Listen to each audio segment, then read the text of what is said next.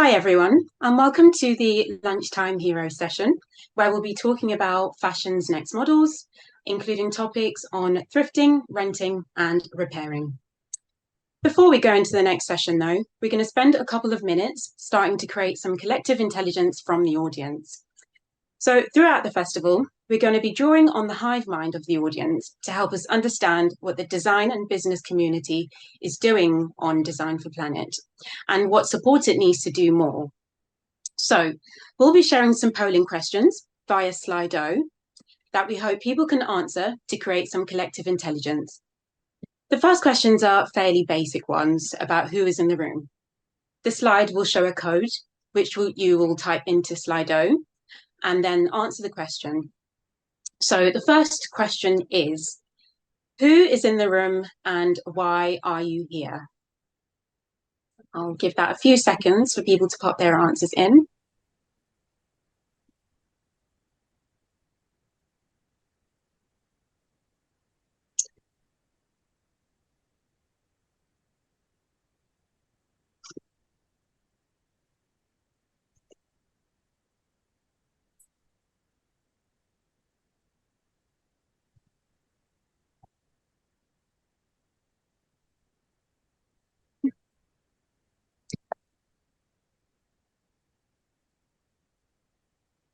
Yeah, it's all open. Okay, I'm getting and results.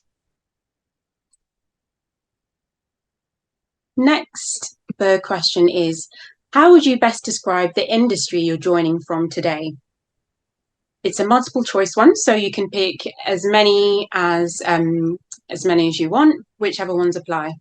So it could be a designer or an architect, a business that uses design, organization that focuses on climate, or maybe you're working for a university or you're a student, whichever one applies.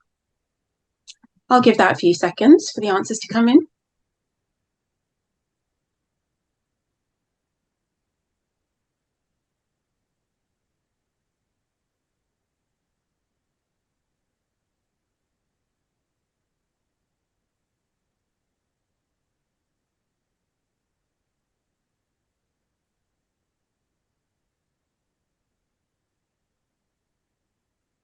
Oh, it seems we've got a lot of designers, got a lot of students coming in also. That's great. What else do we have? Some fashion designers, excellent. We've got a great mix of professions and backgrounds. That's excellent. Welcome everybody. We're so pleased to have you here. Okay, what more do we have? Okay, so that's it for the polling questions. Next, we're going to jump right into the next talk. So now for something slightly different over lunch. This is not a how-to session per se, but it's a conversation exploring the next fashion models. So it's not people models, but we're more specifically focusing on business models. So there's been a huge surge in sharable, repairable, and resaleable clothing services, which are springing up as a response to fast fashion and the climate crisis and creating new relationships between consumers and clothing. Tiffanie Darke, director of Story Futures at Story Studios and fashion writer and activist in the sustainability space. She is the co-founder of the Ibiza boutique Agora, author of the forthcoming What to Wear, a guilt-free guide to fashion, and a regular contributor to the Financial Times How to Spend It magazine. She will be joined by Eve Kekeh from Bundlee and Daniel Whitley from the MacArthur Foundation. So Eve Kekeh is the founder of Bundlee, which is the UK's first rental subscription service for children's wear. She's been listed on the Forbes 30 Under 30 and was awarded Sustainability Entrepreneur of the Year for London at the Great British Entrepreneurs Awards. Daniel Whitley has worked in the fashion industry for the best part of a decade and holds extensive experience of working closely with designers and wider production creation value chain. As Design and Innovation Manager at the MacArthur Foundation, he applies a design-led approach to deliver on the strategic design, and development of tools, activities, and programs that in turn enable designers and organizations to put the circular economy into practice. So over to you, Tiffanie. Thank you so much, Rumbi. Can everyone hear me? Yes, we can hear you. Okay, great. We're very lucky this lunchtime to have Daniel, who's from one of the most eminent foundations for circular design in the world, to join us. And I'm really looking forward to hearing from him about everything that goes on in his amazing foundation. And also, I'm thrilled that Eve is here because really, she, in terms of her business model, has absolutely nailed what the future of fashion should look like. So we just have to work out how we can help her make it super successful. So Daniel and Eve, welcome. I'm always thrilled when I talk to people who are working in sustainability to understand the path that led them there, because people don't often start out with a sustainability mindset. They start out and then sustainability comes to them. So I'd like each of you to explain how you ended up doing what you're doing and a little bit of your journey about how you got there. Eve, let's start with you. So I'm the founder of Bundlee, and it's the baby and toddler clothing rental subscription model. I don't actually have kids myself, but I have much younger siblings. So there's like an 18-year age gap between me and the youngest. And that's where I first kind of experienced the level of waste that kids go through just naturally as they're outgrowing clothes, as they're outgrowing equipment. It just felt like our home would just get overrun with more and more stuff. And yeah, didn't have the idea right back then, but I went and studied abroad in the US. And over there, I experienced Rent the Runway for myself, which is the designer women's wear rental service. And they're about a decade ahead of us in the US for like clothing rental. And I first rented because I loved the clothes that they had on offer, and it was like a much more affordable price for my student budget. But then like after renting a few times, I started to learn about the impact of our clothes, and that's actually what got me into learning more about sustainable fashion and just new models that we could be adopting that would help us like just not use as many resources. So that kind of sparked my interest in this area. And I'd always wanted to start a business, but I knew that it had to have like sustainability at the core. And I particularly wanted it to be at the core of the business model rather than like a sustainability add-on. So when I had the idea for Bundlee, it was the one that stuck, because I knew that the more we rented and the more we grew, the more of a positive impact we could be making, not just on our planet, but like also on parents as well. So did you come straight out of education and straight into founding a business? Kind of. So I worked at a startup for like a year and a half. I was their first employee. And it was a dating app. So it was kind of a natural progression from like dating into babies. Thanks, Eve. That's great to hear. Daniel, what about you? How did it work out for you? Yeah, so for my whole career up until I joined the foundation, I worked within product creation teams in the footwear industry, and that was for the best part of a decade. So operating very much in the belly of the beast of that wasteful linear model. Were they big brands, big footwear brands? So I used to work for Adidas and also Lacoste as well, and Puma. I interned back at Puma back in the day. Feels like a lot. Not as long ago as it was, so I'm definitely feeling my age a little bit more. But within that time, worked super closely with all types of designers in the wider supply chain. Each year I was in that area was such a major learning curve. The type of work included traveling around the world to production facilities, and you meet incredibly passionate and knowledgeable people who ultimately just want to get by and they want to do the best that they can. But at the same time, it also exposes you to a particular part of the supply chain that not everybody sees.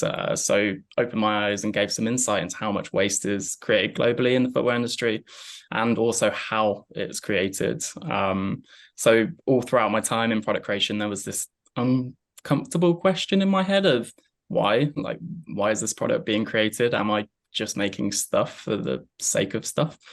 There were parts of the work which touched on environmental impact, but it always felt as though it was focused merely on doing a little bit less harm rather than completely changing the way that things are done, which eventually led me to thinking in my day-to-day roles, what is the actual legacy of the work that I'm doing and the products that I'm creating? So the chances are that the product that I was working on might only be worn a handful of times or not at all before becoming waste in landfill. And obviously quite distressing to think that. So I wanted a change, and I wanted to use what I've seen and learned to try and make a positive impact on the industry, people and the planet, rather than just extracting and damaging the planet instead. So I was familiar with the work of the MacArthur Foundation, and what I'd seen gave me great optimism that there is a better alternative to the industry that is currently there. And go on, just hit us with the stat. How many shoes are made every year and how many go to landfill? Well, it's billions. It's not an MacArthur Foundation stat, but there are estimates that there's over 20 billion pairs of footwear made per year, with 20 million or 20 billion? 20 billion. B.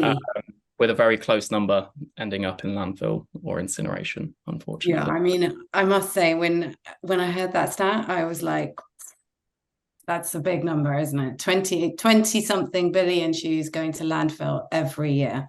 Anyway, we'll come back onto why footwear is so problematic. Eve, do you know what the impact of the fashion industry is on global emissions? Have you got that stat to hand?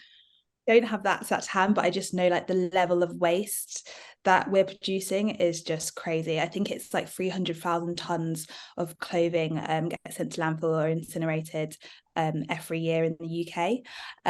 And baby and children's wear is such a big part of that as well, because as much as we talk about like the fast fashion industry, and we normally refer to the women's wear industry with that, with kids, it's like the ultimate fast fashion, because they're literally outgrowing the clothes every few months. Yeah, absolutely. So tell us a little bit about your model then, because rental, you can play with the model in different ways. So how does it work? If I'm pregnant and I'm thinking about how I'm going to be a better citizen for my baby, and I go to your website, what happens?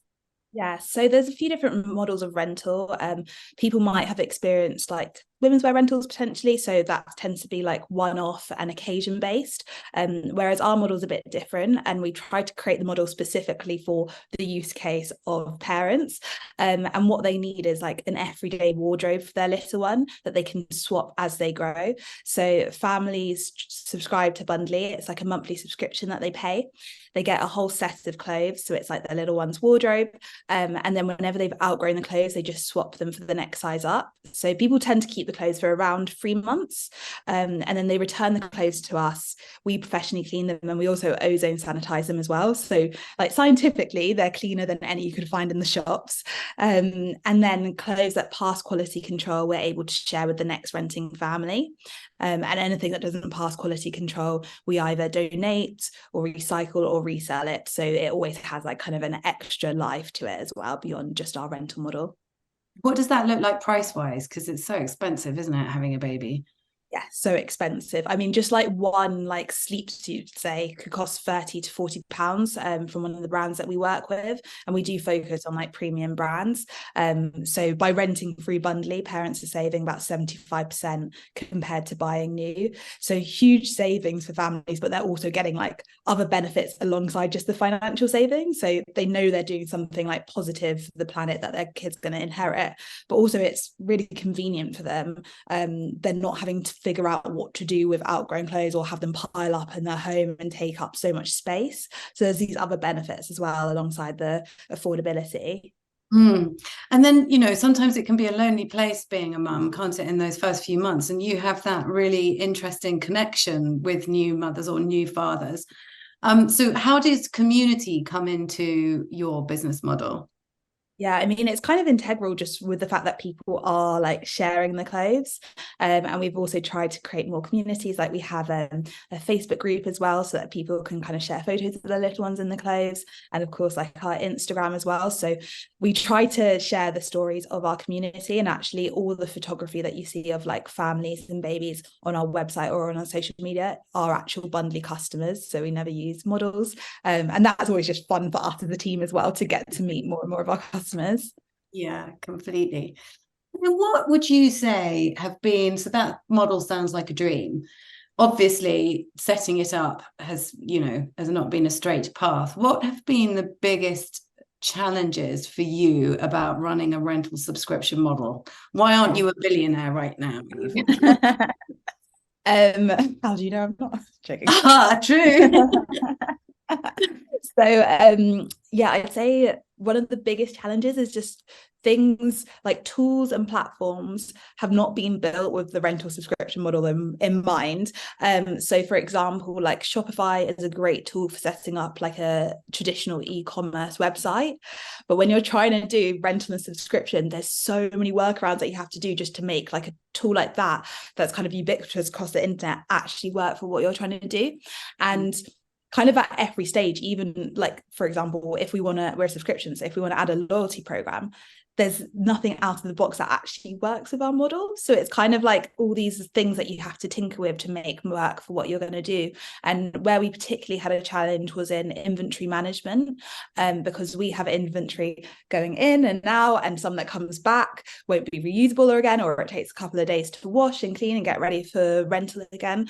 So that was a big challenge for us. And I mean, it started out with like a Google sheet that I used to use to track everything when I was doing it myself. And then amazingly, we were awarded Innovate UK funding to build out our custom inventory management software. And so now we have this like custom system that works for what we need it to do. And we've actually yesterday completed our 75,000th clothing rental through that. Wow. Yeah, so that was a nice number to see hit. But yeah, I think that is one of the big challenges. And then also another challenge for us was at the beginning when I first wanted to work with brands, and I didn't really have much show for it, and I was new to the fashion industry, so I was just reaching out to brands thinking like, oh, they're all going to think this is great, they can get involved in rental, and everyone was just like, who are you, what are you doing, like, do you have like any proof of this? So we weren't able to work with brands at the beginning, so because they didn't trust you, is that it? Yeah, exactly. We were a completely like new business and new model for the industry. So what I ended up having to do was actually like design our own collection of baby clothes that we started with, and we started building our subscriber base with that and proving that clothes could be rented numerous times. And once we'd done that for about a year or so, we reapproached brands, and they were so much more receptive to what we were doing, and like willing to work with us. And actually now we've got kind of the opposite scenario where brands are approaching us saying that they want to get involved in it. That's amazing to hear. It's really exciting. And how interesting as well. You think you're doing a kind of rental fashion company, but actually the tech is the thing that has really been the game changer for you. Just picking up in the chat, somebody's asking, do you mend clothes so they can be reused again rather than recycling them? I think maybe before we get to Dan, if you could quickly explain how you track the life cycle of your garments, as it were. Yes. So we put like RFIDs into each of the garments. So it's like a radio frequency ID tag that we're able to sew in, and we can scan the garments throughout the rental life cycle so that we know where they are, and then we collect like the longevity data around the garments. So actually, like, one of the main reasons that we have to remove garments from the cycle is because of stainage rather than like tears or anything that we could necessarily mend. We are able to get out a lot of stains like at our fulfillment center that you can't get out at home, but there's some that are just very, very tough. And we either donate, resell, or recycle those pieces depending on the level of staining. As for mending, we don't do that ourselves just because with the price point of our items, it actually doesn't make sense. But the fulfillment center we work with do have mending abilities on site. So there are those options for brands who are maybe looking to do kind of like a circular model to work with a fulfillment center that can do the repair. Yeah, that's really interesting. Actually, I understand that there's a bit of a government inquiry going on at the moment, and actually, Daniel, you can speak to this about the cost of repair, because at the moment it seems to be, higher than the customer has actually sensitivity to. So sometimes it's just easier to buy something new than to repair it. But anyway, before we come to that, Daniel, take us inside the world famous Ellen MacArthur Foundation. What happens in there, and what is the work specifically that you guys do, and how do you help transform the industries that you work with? Yeah, it's a mad world. It's great. So the Ellen MacArthur Foundation was launched back in 2010. And it's an international nonprofit that develops and accelerates that transition to a circular economy. And that Please explain, because I didn't realize it was actually because Ellen went around the world and she was thinking in circles. Is that right? So on her world record voyage, she basically took stock of how important her personal resources were on that journey, and how finite they were. And then she made the connection with how our economy is generally using those finite resources, and that they're gonna run out at some point, and we're gonna have to think of a new way to do things. And that's when she stumbled upon the idea of a circular economy. And the circular economy should help to tackle some of the biggest challenges of our time, such as climate change, biodiversity loss, waste, and pollution. It's a transformational move away from our current linear economy, which ultimately is the throwaway economy. So it's built on a take, make, waste system. So in our current economy, we take resources from the earth, make something from it, use whatever is made for a short amount of time, and eventually throw that product away as waste. And that whole process is linear. So in a circular economy, by contrast, we stop waste from ever being produced in the first place. It's an economic system that delivers better outcomes for people and the environment. A fully realized circular economy is based on 3 principles, all driven by design. So the first is to eliminate waste and pollution. Second is to circulate products and materials at their highest value. And then the third is to regenerate nature. So personally, I work across Foundation's circular design program and the fashion initiative. So the circular design program at the Foundation aims to engage, equip, and ultimately empower the world's designers and those who influence design decisions to design for a circular economy. Circular design is concerned with applying circular economy principles on a product, service, and systemic level in order to mobilize system solutions. So alongside fashion, the Foundation also works across a number of different areas, including cities and built environment, financial sector, food and plastics. But yeah, I suppose for this conversation, I'll focus on the work that the fashion initiative do. Can you give us an example of a sector or a company that you have worked with where you've managed to transform a part of or all of their business to a more circular solution, so we can just visualize what your outcomes are? Yeah, of course. I think a really good example, I'm not entirely sure whether Bundlee are a partner, but when I checked, so it's a company called ACS, so Advanced Clothing Solutions. They're a really key systems enabler in enabling brands and other businesses to be able to scale the ability to embrace circular business models. So they do this by partnering with a brand to manage the entire reverse logistics process, for example, whether garments are for rental, needing to be repaired or returned for resale. So they handle like the warehousing, sorting, cleaning, sanitization, repairing, cataloging, and then also storage. So they take the responsibility of overlooking and executing those logistically difficult operations that ultimately are key to making circular business models happen. A lot of it's done through automation, but the overall goal is to maximize efficiency for their partners. So ACS, I believe, are a partner of the Foundation, so we work with them very closely. So a number of our different projects, we get ACS involved, for example, and then they consult on the future of the product and also kind of feed into our insights to be able to develop. So is the work that you do around thought leadership, is it around tech innovation, is it around policy change? Just explain a little bit about that. It's a bit of a mix, to be honest. So the Fashion Initiative, for example, works with industry leaders and creators across the globe to be able to redesign the future of fashion.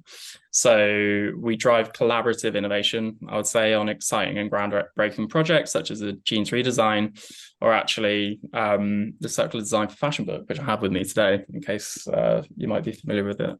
It's a lovely powder purple book. And basically that's there. We created that aimed at designers and beyond to be able to help guide their journey into circular design. So it's what you have to think of if you're at the design drawing board, basically, and you're trying to design a product. Is that right? Partly. So it's partly down to product design, but it's also wider than that. It's looking at service and systems design as well. And it's really challenging designers and creatives in the industry to think beyond just that siloed design that they might be working on, and really think of how they're affecting the system wider. Eve, can I ask what it was about rental rather than resale that drew you to creating the Bundlee model? Because the sort of, colloquial gossip from those industries are that, resale makes a lot more money than rental, that people understand resale, rental is more tricky and complex. Why did you go for rental? Yeah, I think resale is such a good model for kind of like a lot of product categories. But what resale does is it often puts like the onus and the hassle on the customer. So for example, I mean, yeah, I have a pile of clothes at home that I'm constantly planning. Like I'm like, I will put it on Vinted or I will put it on Vestiaire, but I actually just don't get round to it because I know I have to take a photo, write a description, like put in the information, like communicate with the people who might want to buy, post it. And it's just a lot of hassle. And for parents, that's a time where they're kind of like often like they're most time poor. So what I didn't want to do was to put the hassle on the parents. I wanted to give them a solution that would actually be way more convenient for them. And that's why the rental model, I think, makes a lot of sense in the children's wear space, because we are basically doing the work for them. We're just saying like, pick the clothes that you want to rent. It's kind of like as easy as online shopping. They get delivered a set, and then whenever their little one's outgrown, they just pop them back with the free returns, and they can even have them collected from their home and then get the next set up, and then not having to do all the fiddling around on resale platforms. Yeah, that makes total sense. Daniel, what's from your point of view, what is a better model? Is it rental or resale, or actually, and where does repair fit into that? And is there something else we haven't thought about? Well, it's difficult to say, to be honest. I'd say we talk about decoupling revenue streams in relation to production and resource use. And if a model decoupling revenue streams, that's definitely sustainability jargon. You have to explain that. Yeah, of course, no problem.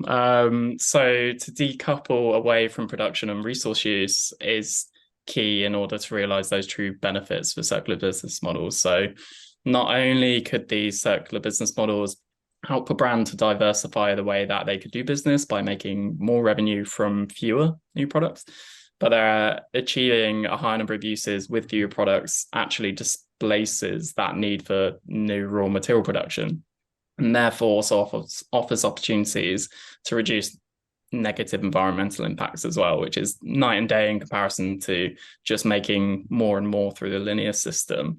So 70% roughly of the fashion industry's emissions come from upstream activities, or what we call upstream activities, such as material production, preparation, and manufacturing. So by decoupling revenue from production and resource use, you would actively be reducing the need for raw material production and processing, therefore achieving those lower greenhouse gas emissions, reducing pollution, and then also pressure on biodiversity as well. That being said, though, rather than it being an add-on for businesses, circular business models would need to be a major revenue stream or business focus to achieve that economic and environmental benefits of these systems. Otherwise, you raise the risk of promoting the linear model through these circular systems. Yeah, which we can definitely see is happening at the moment, can't we? Because the resale market is booming, but the primary market is continuing to grow. So it just looks like everyone's guilt-free shopping. But for children's wear and baby wear, it makes so much sense, doesn't it? I mean, in a way, because of the way that the children grow, and and so Eve, let's talk about product design, actually, because as Daniel was suggesting, it's like when you're thinking about circularity, you have to think about it from the very beginning. As somebody who's involved in circular business models, and obviously you have your preferred brands, what are the designs that you're looking for? How can you help advise the brands that you work with about designing better product? One of the things we're really excited about is, now that we've completed like 75,000 rentals, it's like we're starting to get really interesting data about what works best for rental. And there's some things which are like so small that can have an impact, and then some bigger things like fabric composition. But in general, we look for like longevity, ethics, style, and comfort. Ultimately, we still need these to be stylish pieces that parents are going to want to pick, so that we can get the maximum lifespan out of the garments. Of course, we look for ethics in their supply chain. And then with the longevity, that's what we're really learning about. So we look at materials and their composition, like, for example, like mixed fibers can often cause like kind of pilling in the garments, which we don't want. Even just like something like fastenings, like we'd much prefer popper fastenings than buttons, because buttons can just fall off and the brands often aren't able to send us like replacement packs. So just things like that. Some of them are like really, really simple, but if you can get those like basics right of the design, you're going to just get to extend the lifespan of pieces so much further. Yeah, that's interesting. And then Daniel, I mean, obviously you've done the analysis, so share your findings, but I'm thinking about, it's not like rental is an impact-free model, is it? I mean, you've still got to kind of pick up the stuff, clean it. I mean, how does the supply chain work in a rental model for fashion? Is it better? In their simplest form, supply chains as they exist at the moment, they just operate to meet demand. So traditional fashion supply chains are currently designed for that predictable one-way flow of products, and they need to be transformed into more of a distributed supply network that are capable of circulating those products both locally and globally across the whole value chain. So we're talking from production to the end customer as well. So the current linear supply chain is just not set up for circulating products and materials, or generally properly being able to scale reverse logistics. It doesn't allow for ease in enabling efficient and comprehensive collection, sorting, tracking of used clothes, or that traceability or multi-way communication that's needed. So I think it's fair to say that extraordinary levels of collaboration across all industry actors is needed to be able to transform the supply chain into that distributed supply network. With that in mind, though, tech can be leveraged to improve that multi-way collaboration, tracking, and traceability, moving away from that one-directional transactional relationship. And if you were to design, if you were to design it from scratch, how would you, because you're saying that, we've got to live with supply chains as they are now. What would it look like if you could start again? I mean, in a fully transformed circular fashion industry, how does that work? What's the dream? The dream, I'd say, is that full traceability and transparency. I think the way that a supply chain is assessed at the moment is very much in comparison to the linear model. So what we say is that in order to create a proper circular a distributed network, you're going to have to redesign performance indicators. So how does the business accurately measure the success of a resold, rented, or repaired item? And how do performance indicators need to change? And therefore, how does the actual supply network need to change based off of that? Currently, performance indicators, as mentioned before, they're measured against that linear system, typically with an emphasis on, let's say, success equaling an increase in sales volumes. But shifting to that business model based on increasing use of products and increasing users of products as well, rather than selling more products, requires businesses to be able to properly address, redefine, and redesign how it's measured. With that in mind, you need to create the products that are fit for that circular systems model. And it's important to reflect that decisions made at the design stage radiate throughout the whole system. The circular economy begins with good design, and garments need to be designed and manufactured to be physically durable, emotionally durable, so meaning that users connect with their clothes, ensuring that longevity, able to be remade and then ultimately recycled at the end of their use.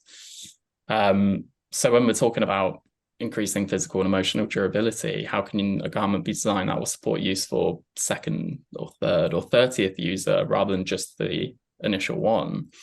For that to happen, you need to co-create those supply networks to be able to circulate those products. And that's where that complexity comes in. The infrastructure and networks aren't there at the moment to be able to do that. And thinking about reverse logistics and transportation. So I'm just trying to think about if I'm a baby brand, Eve, are you buying my product off me and then you're sorting out all of the rental? Or are you consigning the product off me, and every time somebody rents from you, I get a kickback royalty? So we work in a couple of different ways. So originally we started by buying like at wholesale, and that was for us to still kind of prove to brands, look, your products are rentable. They are maybe going out to 5 families on average. But now we've moved towards like different commercial models, which make more sense for our rental model, whereby the brand still makes the same amount of money, but we're not having to pay them like upfront for it. So are they rewarded for the amount of rental that you manage to succeed with a single garment, or ultimately they're just selling you a piece? Selling us a piece, but in a different way. But I don't want to say exactly how we do it. Don't give away your secret sauce. But yes, I can see what Daniel's saying is that basically if we had a system where products were being designed and manufactured for multiple use and multiple owners, then it would be more in the interest of the brands that were designing and manufacturing them to make sure that that happened, rather than just to like sell it, get it out the door and get the next product made, as it were. Is that what you're saying, Daniel? Yeah, and I've actually got a quick question for Eve. Like, do the brands that you work with, do they want to get access to that data that you have about the users and how they use the garments as well? Exactly. So we tend to do either like monthly or quarterly reports to them about like the popularity, the longevity of their products, and if there's other specific data points or specific products that they're testing out as well. But yeah, that's something that actually I'd say like over the last even just 6 months, like brands are becoming more and more interested in that data, and we're hoping that that's going to help with the product design. So we're kind of going to loop back on ourselves and actually be able to provide them information that's going to help them design products which will then last longer and then be better for rental as well. That's interesting, isn't it? Because when this new legislation comes in, for instance, the extended producer responsibility legislation that's coming in across the EU and will affect us over here in the UK, brands will be penalised for not having a useful end of life. Is that right? And so you are going to be able to provide them with more sustainability credentials if they can sign up to your model. Have I understood that correctly? I think so, yeah. And just in general as well, it's like they're having kind of like legislation put in that's making them look more towards this, but also there is that like consumer pressure for brands to be making changes. And then also like brands see that like circularity is needed in the future, so they're kind of working with startups like that, like us, to get involved, but in a way that's like less risk for them. They're not having to put too many resources into it, they're not taking the risk with their own brand. And yeah, I think also the kids wear space is an area where a lot of like fashion brands are willing to take more risk as well. Like for example, we work with Stella McCartney Kids. I don't know if they'd necessarily want to work with us or work with a brand for adults wear, but they're willing to try it with their kids department. Yeah, interesting. There's a couple of points being made in the chat actually about community swap shops, which is an interesting one. So I think, particularly for babies and children, there's a lot of Facebook groups and so on where, parents share, gift, sell product, which obviously, as you've identified, Eve, is clogging up their houses and they've no longer got use for. Daniel, what's your view on that? I mean, are these workable business models? How can these community swap shops, how will they help up? How will they economically help business survive? Well, I think it's fair to say resale and repairing models like that have been around for quite a long time. So it's relevant for businesses now to be able to diversify to protect against risk in the future. I think a big conversation is around how does something like this become feasible for a consumer as well, or a customer generally. So are you looking at one of these community swap shops being a desirable, convenient experience for a consumer, and is that actually helping that pickup of that model thrive and actually grow to scale?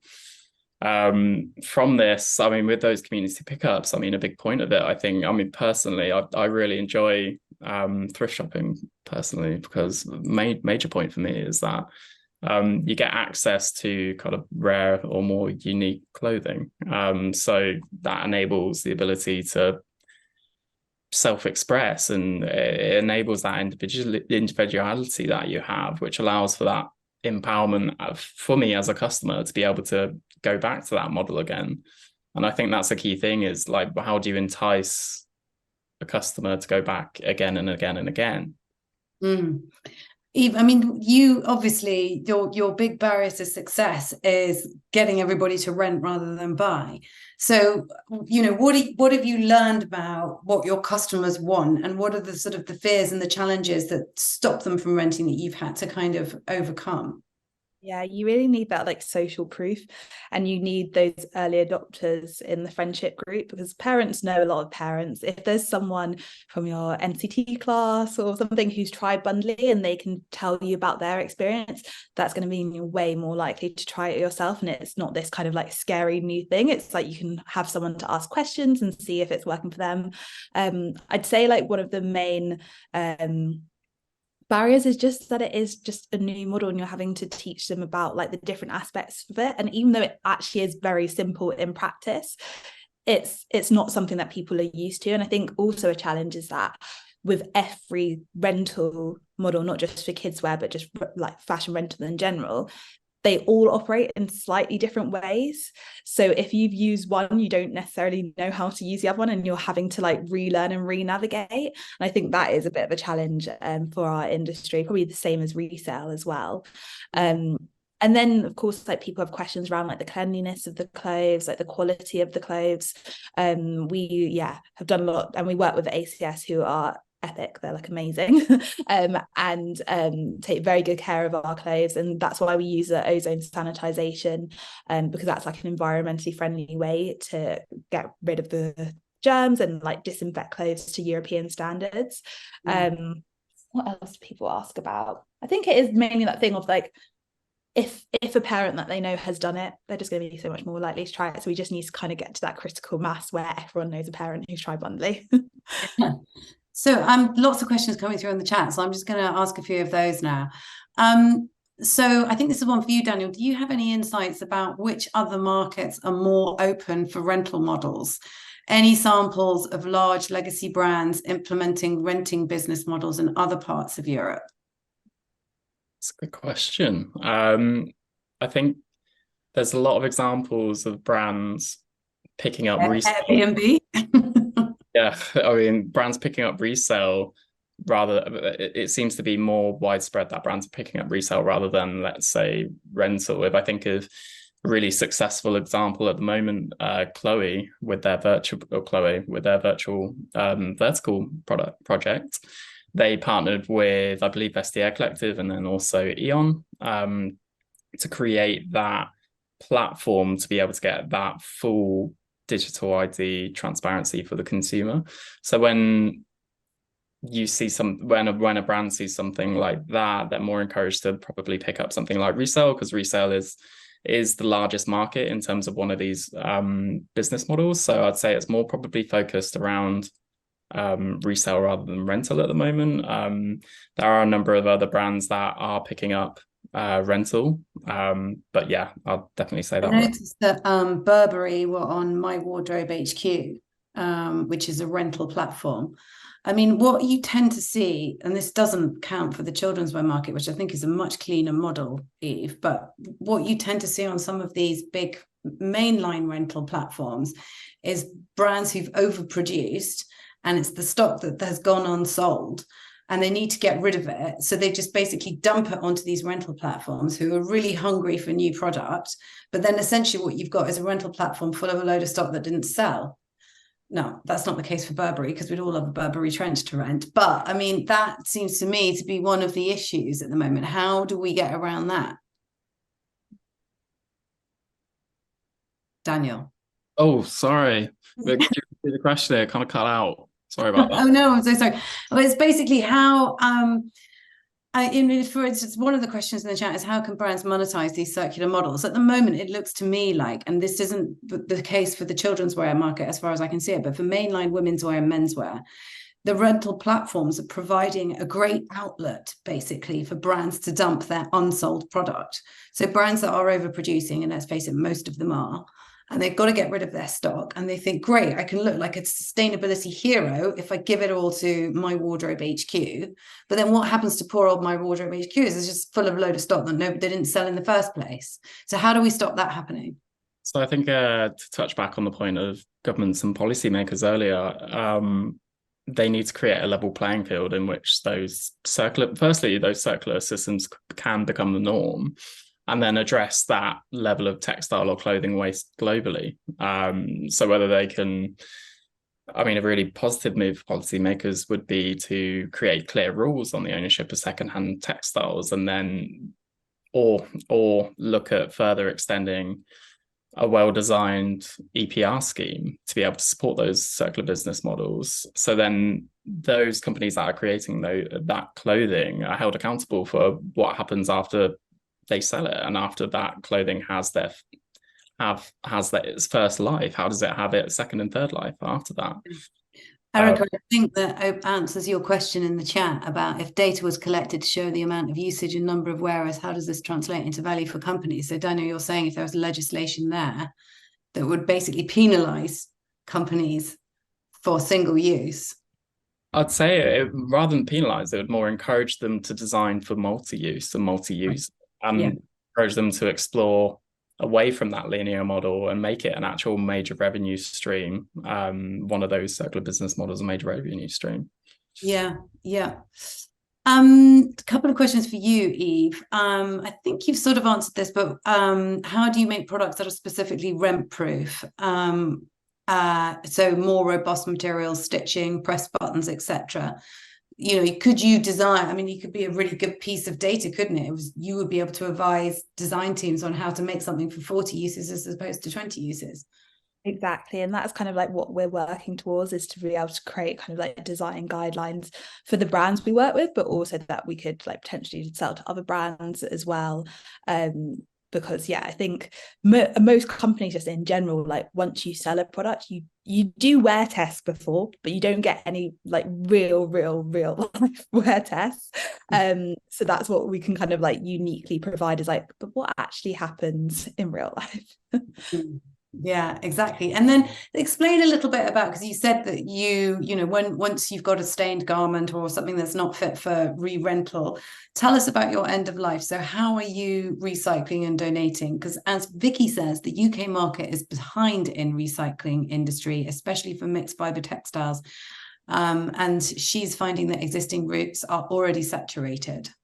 Yeah, so we focus on donating or reselling first where possible, and it's only if we really can't do one of those that we go for recycling. And actually the majority of the products that we have are single fiber, so they're much easier to find like a recycling route for, and that's just kind of the nature of baby clothes. But so for donation, previously we'd worked kind of ad hoc, just wherever there was a need. So like after the earthquakes in Turkey and Syria, we were able to donate some clothes for refugees from that, but actually now we're building out a longer term partnership with Little Village, an organisation that donates baby clothes, which I'm like really excited about. And then who do they donate to? What's their Village? And then with resale, we're working with a few different partners, including we're about to be on Kidswear Collective, which is a great pre-loved children's wear brand, and working with a few other partners as well, where they can kind of purchase some of our no longer rentable items in bulk, which they know will still have like resale value. And then Daniel, can you answer this? I mean, where are we in the recycling of the textiles in the UK and Europe, and what legislation do we need to try and supercharge this? Well, I suppose coming from a circular economy perspective, recycling is a really important part of the circular economy, but it's not the whole thing. So if we look at it, less than 1% of textiles that are used for garments are made into new garments, which is startlingly low. 1%. Less than 1%. Unfortunately, of the 100 billion items of clothing that are made every single year. The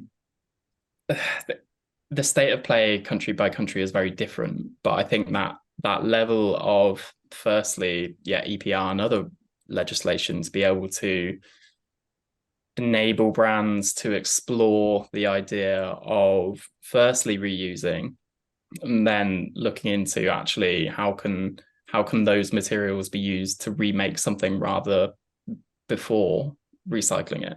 Recycling should come at the end of the product's materials life cycle. That's a key point of the circular economy as well, is that. Can you give us an example of that? Sorry, just to explain what you mean. What, in terms of? So before it goes to recycling, you're saying it can be used to make other products. So that's where circular business models come in. So you're looking at not only repair, resale, or rental, you're also looking at remaking as well. So certain people call it upcycling, but actually, how do you design a garment, or how do you design footwear to be taken apart, so then those materials can actually be remade into something else, have another life again, and then at the end of its life, when it can't go on any longer, it be recycled into material that eventually gets put into new product again. There's an amazing garment in the Victoria and Albert Museum that dates from 1850, and it's a corset, and they traced it back, and they discovered that it was actually first used in 1701 as a dress. So 150 years it had been in use, which is the way we used to do it, right? Because cotton was super expensive then, and you wouldn't ever throw it away. It would be reused.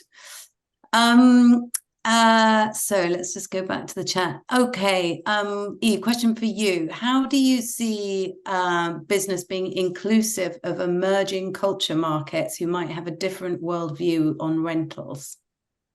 Yeah, that is actually such an interesting question. And a lot of these markets could be huge for rental, but I just feel like rental, at least like for businesses expanding from the UK to emerging markets, like we're just still such a new service in the UK, and we need to kind of build on it here and really learn how to scale. I feel like one of the advantages, especially of being like a circular model in the fashion industry in the UK, is that we have like fulfillment centres like ACS and Oxwash who specialise in like the physical aspects of getting the clothes out there again, which means that less upfront investment isn't required from startups. So we kind of need similar businesses to be available in other countries to allow like startups to grow without having to put so much upfront cost into equipment, warehousing, all of that kind of stuff. And I think that is the challenge, probably. Massively reduces risk as well, right? Like for businesses, it just massively reduces risk as well. Exactly. But what about consumer culture? I mean, lots of markets wouldn't understand renting clothes, and there's a point of pride in clothes ownership. Or, there might be, someone raised COVID-19, there might be issues around sanitation that would be hard to get over. Well, there's also just like in lots of markets, there's already the informal sharing of clothes, which is happening potentially more than it happens in the UK. So it's like they're potentially getting the clothes already for free just from like friends and family networks. Yeah, that is really interesting. She is asking, how can an individual reach out to brands that have end of stock rolls to donate to designers to repurpose rather than it going to landfill? Like Burberry, they would rather burn stock that didn't sell or end of roll fabrics. I think the burning of stock is now illegal in the EU, and Burberry did announce that they weren't going to be doing that anymore, but it is absolutely the case that used to happen quite a lot, particularly in the luxury industry. Daniel, do you know of any companies or third parties where designers can collect end of dead stock fabric for redesign?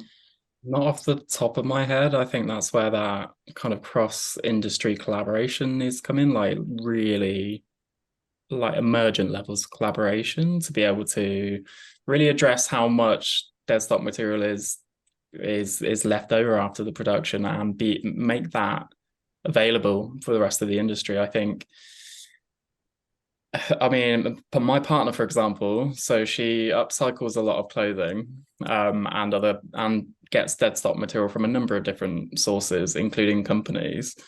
And she's found it incredibly difficult. So I don't think it's that there is an easy access to be able for an individual designer to be able to get that material from a brand. If it's like a large global brand, let's say, it might be easier from an independent designer, but yeah, I think that's where the challenge is, and that's where that call for industry-wide collaboration kind of lies, and that ownership of what happens to the textiles after they're deemed surplus. Like, there needs to be some level of accountability, because that material has been created and it needs to end up being used to keep its value. Eve, I mean, you mentioned at the beginning of this that, you know, you found it very difficult to talk to brands to begin with because they didn't trust you and they didn't understand what you were doing and they didn't know who you were and you were just some upstart. You know, the fashion industry is famous for its kind of, you know, you can't sit with us type thing. How collaborative have you found the industry, and are you getting what you need? I think yes. I mean, now that we actually have like a proven model, like doors are just like opening for us, it feels like at the moment. We actually have two large like premium high street brands who will be launching with us over the next few months, and I think that's really going to like who? change. I can't say who yet, but if you follow us on Instagram, which is Bundlee Baby, you'll be able to see in the next few months. But yeah, I actually think like it's been like a really open industry. I think because there's people in every organization who want change to happen, and they're very, very happy to talk to like startups or designers or people who have new ideas for how to make that change. I don't know, what do you think, Daniel? Yeah, I completely agree. I mean, pointing to a project that the foundation has run, that shows that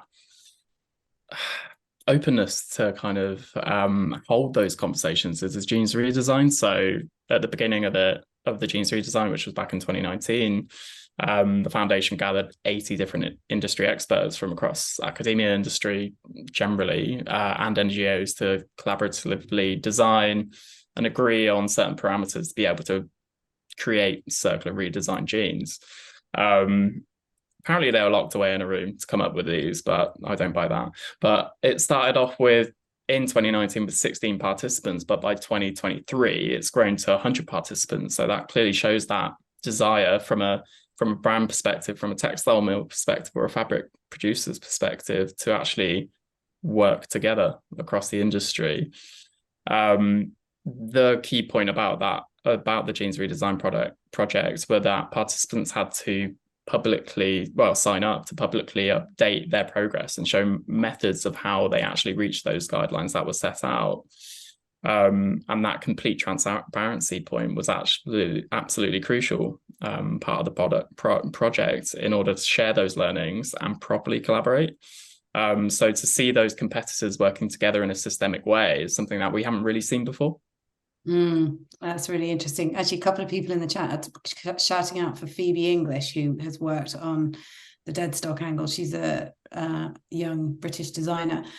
I think also, you know, it's very interesting to see the younger sector of the business fully embracing this, whereas the more legacy brands, you would expect, are finding it more difficult. We've got 3 minutes left. Lisa, I think this might have to be the last question from Lisa. How do changing fashion trends impact the Bundlee business? How many garments do you need to have in order to highlight them online? E.g., if 80% of a particular item is no longer rentable, stained or damaged, do you still make the other 20% available? So quickly answers that last bit, yes. And actually that's again one of the benefits of the children's wear is like it's still fashion driven, but it's less like intensely fashion driven than the women's wear industry. So it means that we are able to have clothes from like autumn winter 21 still being rented in autumn winter 23. And that's one of the aspects that I love about that part of the industry. Definitely. Hannah's asking if some companies still burn clothes that were returned from customers online, and how do we stop this? Do you know anything about that, Daniel? That again, it comes to that traceability point, that with that complex linear supply chain, you don't actually, without the legislation, you don't always know what is happening to materials. So you can neither confirm nor deny. But if you were to have that legislation in place, which would ensure globally that you're not able to burn garments or materials, then obviously that would put a stop to it. But the complexity of that linear supply chain and how that material feeds into that system, that is where the murky waters are, unfortunately. Yeah.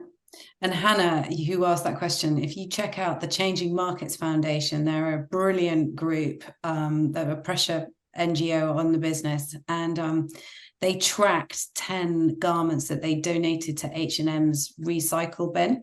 They put little trackers in them to find out what happened to them, and it was extraordinary, their journey. I mean, 18 months later, they were still traversing the world looking for a landfill site, some of them. But one of them was actually tracked to a sort of petrochemical plant where I think it was probably used as feedstock for something or other and burned.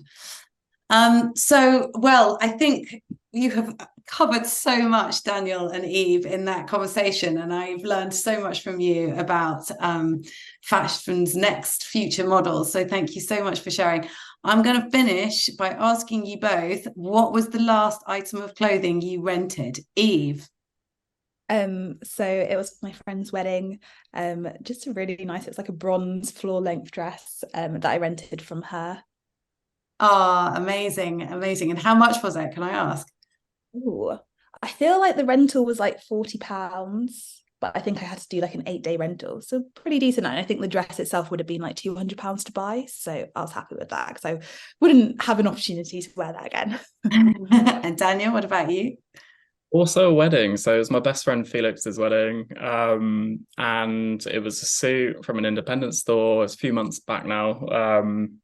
I was asked to be best man, which is always quite daunting, obviously. I didn't good for that. but he picked a really thick wool tweed suit for a swelteringly hot day. So I was a little bit uncomfortable heat-wise, but that's fine. But generally the whole rental experience was fantastic. Like didn't feel like a one-way transaction. There was like a genuine personal customer experience to it, like getting properly measured and like a consultation. And then it was also super easy to return as well, which makes me feel like I'd like to do that again. Can you shout out the rental company? So it's one of the classic shops in Oxford. I can't remember the name, but I can't shout it out, unfortunately. It's gone out of my head. Don't worry. We're glad it worked for you. Well, thank you both very much. And everyone needs to tell all their pregnant friends about Bundlee. Thank you.